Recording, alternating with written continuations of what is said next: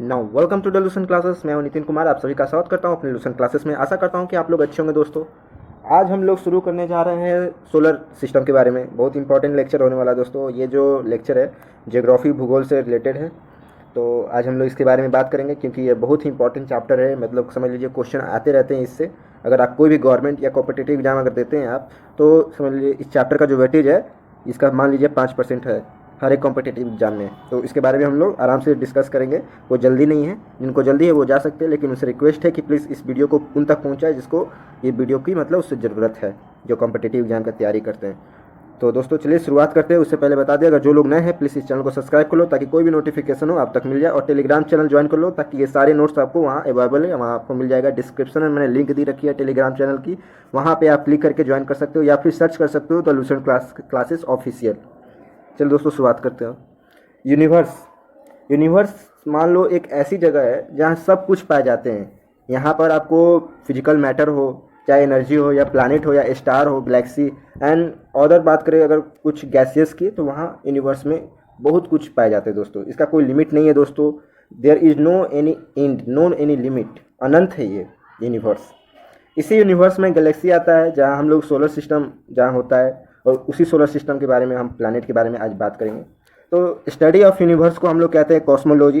Cosmology का मतलब होता है, दरअसल कॉस्मो मीन्स होता है यूनिवर्स और लोगोस मीन्स होता है science, means universe science. Study of universe equal to cosmology. याद रखना, एग्जाम में पूछे जाते हैं कि जो यूनिवर्स का जो अध्ययन करता है उसको क्या कहते हैं, तो याद रखना कॉस्मोलॉजी कहते हैं। नेक्स्ट बात करते हैं कि हम लोग गैलेक्सी के बारे में जानेंगे कि ये गैलेक्सी क्या है, तो इसके बारे में बात करते हैं दोस्तों। तो ये जो है हमारा जो गैलेक्सी है, हम जिस गैलेक्सी में रहते हैं उसका नाम मिल्की वे गैलेक्सी है। और जो मिल्की वे गैलेक्सी है 5 बिलियन ईयर पहले बना था after the big bang. Now ये बिग बैंग क्या है भाई, तो according to the Belgium astronomer, इन्होंने बिग बैंग थ्योरी दिया जिसमें यह कहता है कि यूनिवर्स में एक बहुत ही भयानक विस्फोट हुआ था, और मतलब उस विस्फोट में बिलियंस ऑफ गैलेक्सी फॉर्म हुए, और बिलियंस ऑफ गैलेक्सी में बिलियंस ऑफ सोलर सिस्टम बने, स्टार हैं और प्लानिट हैं। अभी कुछ पता नहीं है कि कितने गैलेक्सी हैं। वैसे अकॉर्डिंग टू द एवरेज, मतलब कुछ एस्ट्रोनॉमर का मानना है, रिसर्चर का, कि दरअसल यूनिवर्स में 100 बिलियन गैलेक्सी हैं ऑन एवरेज। इसका पूरी जानकारी नहीं है। और एंड्रोमेडा जो है हमारा, वो नियरेस्ट गैलेक्सी है दोस्तों। अब गैलेक्सी के बारे में जान चुके हैं दोस्तों। आशा करते हैं कि आपको ये तक यहाँ तक आपको समझ में आया होगा। चलिए अब हम लोग बात करते हैं सोलर सिस्टम के बारे में।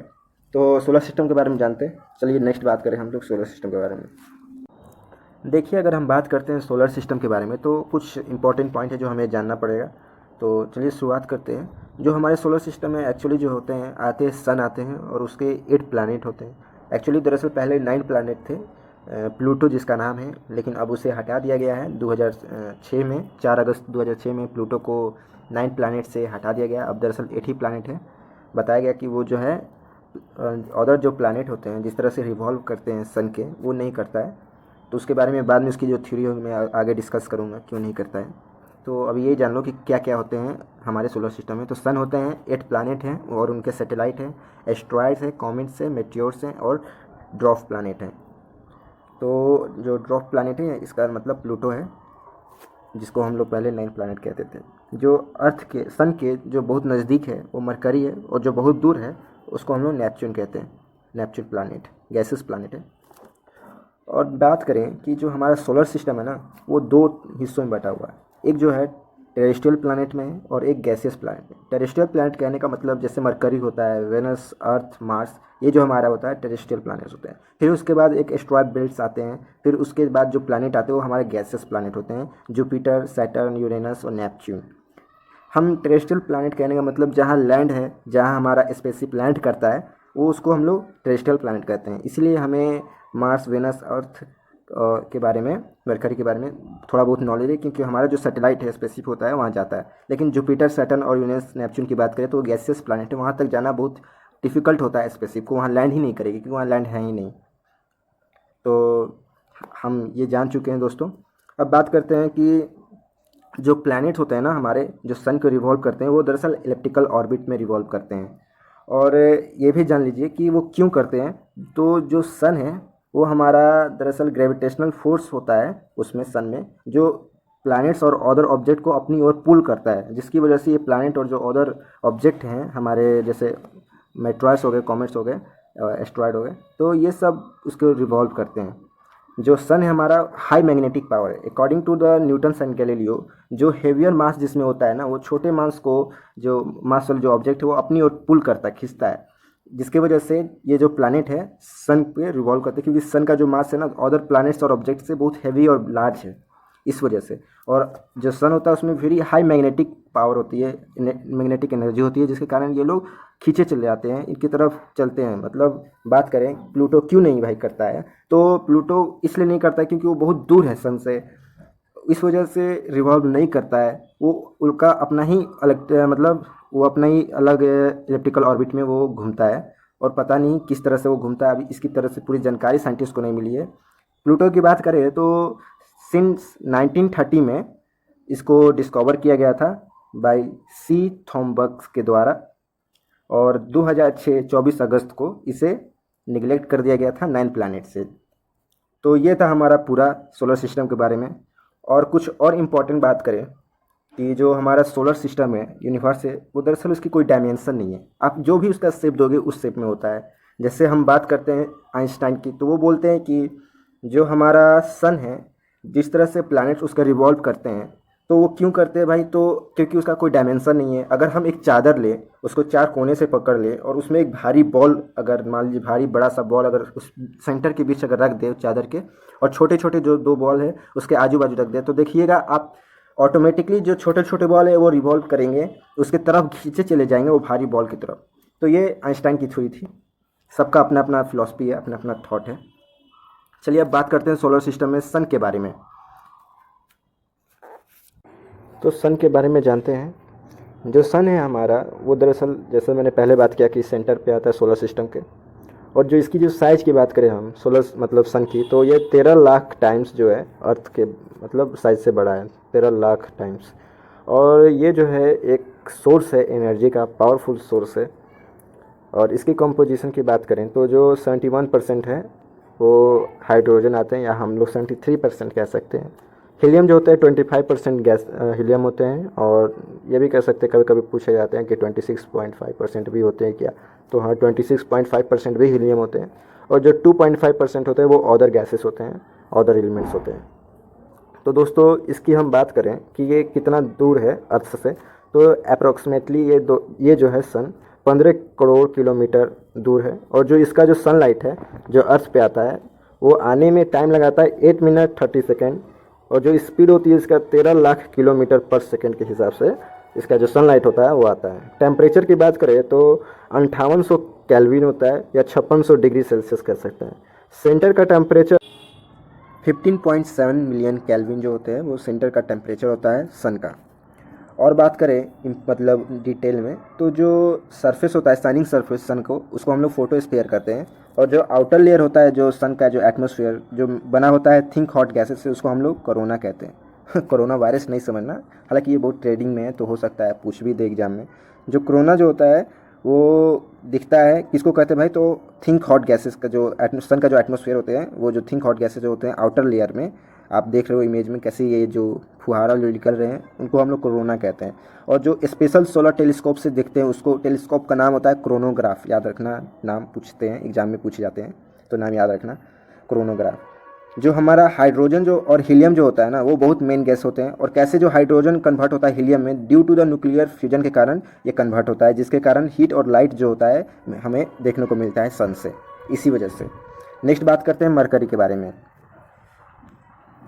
मरकरी जो है हमारा जो सन के बहुत नज़दीकी प्लानट है, और जो इसका जो रिवोल्यूशन है और रोटेशन है बहुत फास्ट है दूसरे प्लैनेट के मुकाबले, क्योंकि जो सन है वो हमारा इलेक्ट्रोमैग्नेटिक एनर्जी है, मतलब बहुत ज़्यादा हेवियर है, तो वहाँ पे ज़्यादा स्ट्रॉन्ग मैग्नेटिक फील्ड होने के कारण ये बहुत तेज़ी से रोटेट करता है, जिसके कारण इसका जो रोटेशन पीरियड और रिवोल्यूशन पीरियड की बात करें तो बहुत फास्ट होता है as compare to the other planet. कोई नेचुरल सैटेलाइट नहीं है मरकरी का।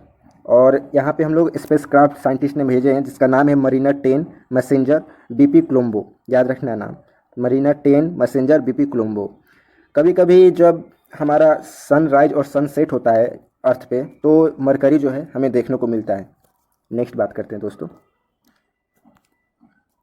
वेनस के बारे में बात करें वेनस जो है हमारा अर्थ का ये है सेम साइज का है और ट्विन से अर्थ का, क्योंकि इसकी जो मास है और साइज है अर्थ के बराबर है। इसका भी जो रोटेशन है और रिवोल्यूशन जो पीरियड है दूसरे प्लैनेट्स के मुकाबले फास्ट है और ज़्यादा है। ये हमारा हॉटेस्ट प्लैनेट है सोलर सिस्टम में।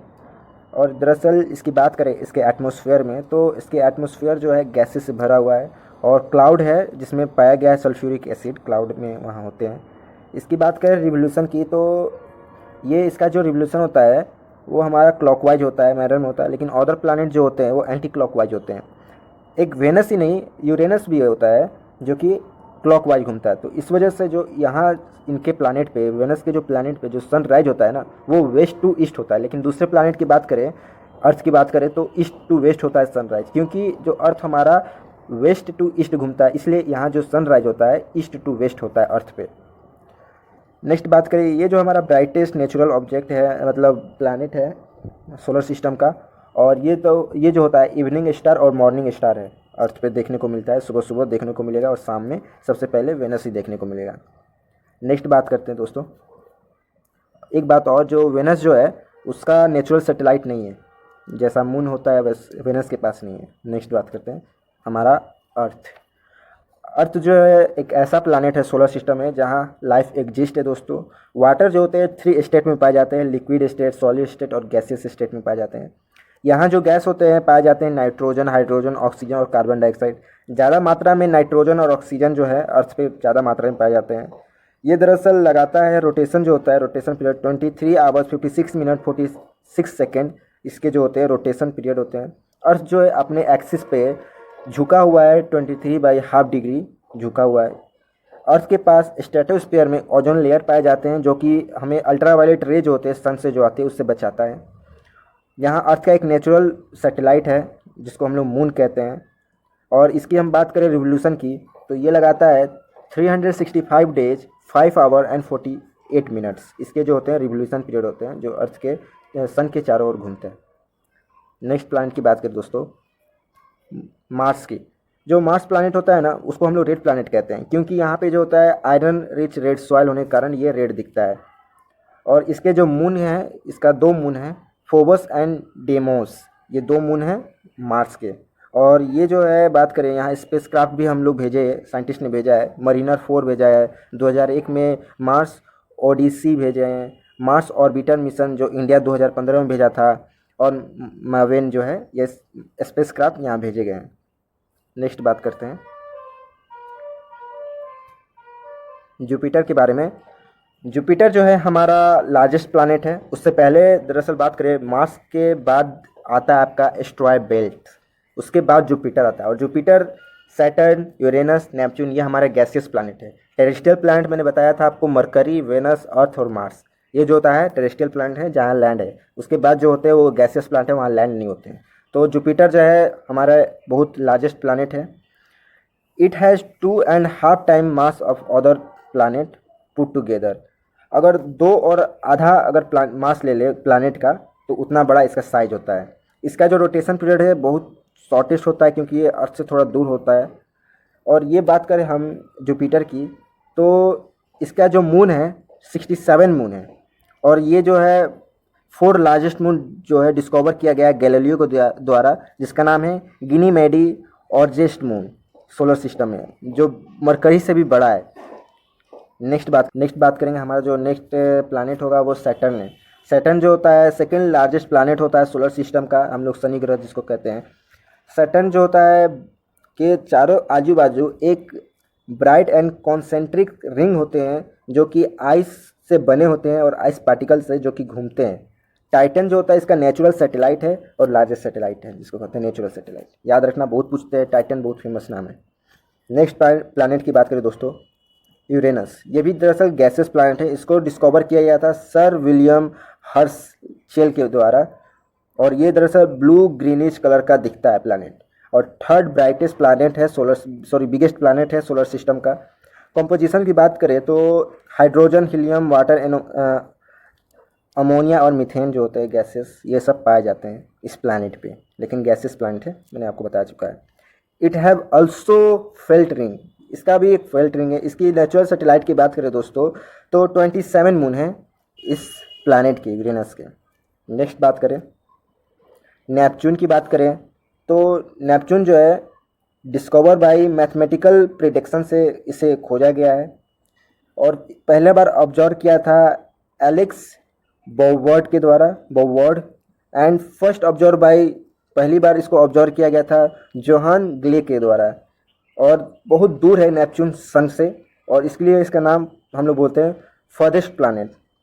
और प्राइमरी कोई कंपोजिशन है, जो एलिमेंट है जो नेपच्यून पे पाए गए हैं, जैसे हाइड्रोजन है, हीलियम है, नाइट्रोजन है, वाटर, अमोनिया और मीथेन जो है पाए गए हैं।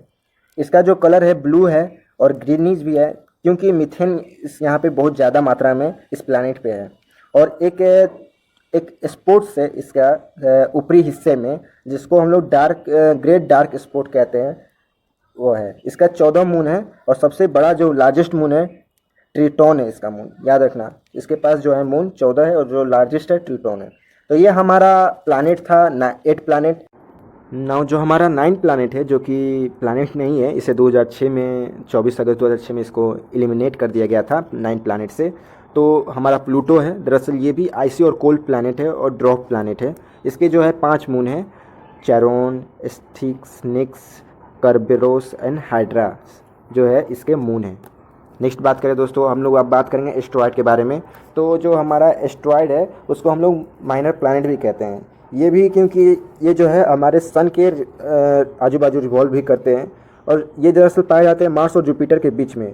और जो बेल्ट्स तरह से पाए जाते हैं उसको हम लोग, उस बेल्ट को कहते हैं एस्ट्रॉयड बेल्ट। दरअसल बात करें तो 5000 एस्ट्रॉयड को आइडेंटिफाई किया गया है साइंटिस्ट के द्वारा। इसकी साइज़ के बारे में बात करें दोस्तों, तो ये जो साइज़ है स्फेरिकल, इनलोंगेटेड और इरेगुलर साइज का होता है। इसका भी एक एक्सिस होता है जो ये घूमते हैं, 5 से 20 घंटा इसका जो होता है रिवोल्यूशन होते हैं। और कुछ एस्ट्रॉयड के अपने सैटेलाइट्स भी होते हैं। ट्रोजन एस्ट्रॉयड जो होता है आपको मिलेगा जुपिटर के पास। दरअसल वो भी जुपिटर के ऑर्बिट में रिवॉल्व करते हैं, जो कि एक आगे से रिवॉल्व करेंगे और पीछे रिवॉल्व करते हैं। ट्रोजन एस्ट्रॉयड बहुत फेमस नाम है। तो हम लोग एस्ट्रॉयड के बारे में जान चुके हैं। आशा करते हैं कि आपको कोई कन्फ्यूजन नहीं हुई होगी यहाँ तक। नेक्स्ट बात करेंगे आप नाउ, अब बात करें हम लोग मेटियोर्स और मेटियोरिट्स के बारे में। तो जो मेटियोर्स और मेटियोरिट्स होते हैं वो शूटिंग स्टार होते हैं दोस्तों। और मेट्रॉइड्स जो होते हैं, कोलिजन जब होता है दो एस्ट्रॉयड के बीच में, तो हम लोग उसको मेट्रॉइड्स कहते हैं। अब क्या होता है कि जब ये अर्थ पे गिरते हैं, जो हमारे मेटियोर्स होते हैं लार्ज साइज के, वो पूरी तरह से जलते नहीं हैं और अर्थ पे गिरते हैं, तो उसका जो नाम होता है वो मेटियोरिट्स कहते हैं। कन्फ्यूज नहीं होना दोस्तों। अभी हाल में ही 2 साल पहले 14 दिसंबर 2018 को ये मतलब देखा गया था मेटियोर्स को आसमान में कई जगह गिरे थे दोस्तों। तो दोस्तों ये था हमारा आज का पूरा, हम लोग पढ़े कि सोलर सिस्टम में कितने प्लैनेट होते हैं, सोलर सिस्टम में कौन कौन होता है, यूनिवर्स, गैलेक्सी के बारे में जाने। आशा करते हैं दोस्तों आपको ये बहुत पसंद आया होगा दोस्तों। अगर अच्छा नहीं लगा हो तो प्लीज़ नीचे कमेंट कीजिए, समझ में नहीं आया तो कमेंट कीजिए ज़रूर, हमें ग्रोथ करने में मदद करें दोस्तों। हमारी ये नया यूट्यूब चैनल है दोस्तों। आशा करते हैं आपको पसंद आया होगा। अगर पसंद आया तो प्लीज़ इसे लाइक कीजिए, शेयर कीजिए और सब्सक्राइब कीजिए दोस्तों। और मेरा टेलीग्राम चैनल ज्वाइन कीजिए, वहाँ आपको नोट्स मिल जाएंगे दोस्तों। एक बार आप ज़रूर उसे देखें। द लूसेंट क्लासेस ऑफिशियल मेरा टेलीग्राम चैनल का नाम है और मैंने डिस्क्रिप्शन में उसको लिंक भी दे रखी है, आप वहाँ से डायरेक्टली जा सकते हैं दोस्तों। धन्यवाद दोस्तों, आज के लिए बस इतना ही।